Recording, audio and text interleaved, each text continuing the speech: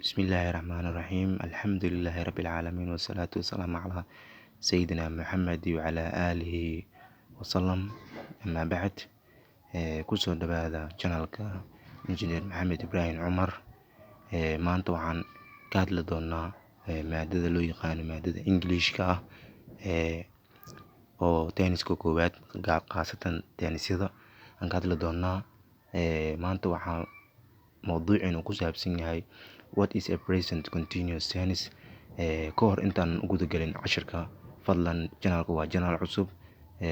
haddii uu yahay markii kugu horeysay ee aad daawato fadlan subscribe dhag ku sii share ku qabo like-na ku xad fadlan intaasi waa codsi haddaan u guda galin cashirkeena maanta wuxuu ku saabsan yahay what is a present continuous tense horta present continuous tense maxaa la dhahaa present horta waa xaadir continuous maxay tahay wax socdo waa continuous muxuu yahay wax socdo waa tennisna wax dhaca marka si guud waxa waaye maxaa la yiraahdaa present continuous tense present continuous tense wuxuu ka hadlaa fal hadda dhacayo oo faraha lagu hayo fal hadda dhacayo oo faraha lagu hayo ayuu ka hadlaa present muxuu yahay present waxa waaye waa xaadir present-gan muxuu yahay xaadir waa present-gan continuous maxaa wax socdo waa wax socdo fal hadda socdo waa tenniskan waa tenniska magaciisa waana tennis koowaad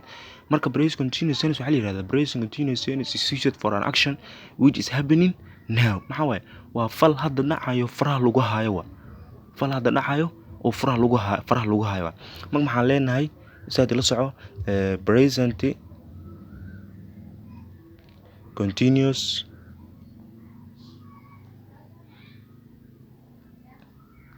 tense is used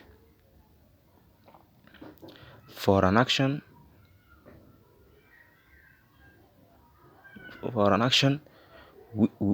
which is happening now marka maxaan dhahnay present continuous tense tennis waa tennis is used dhaca for an action ficil which ficilkaasoo is happening dhacoowa now marka su-aasha taala waxay tahay inuu tenniskan yahay tennis hadda dhaco ama fal hadda dhacooyo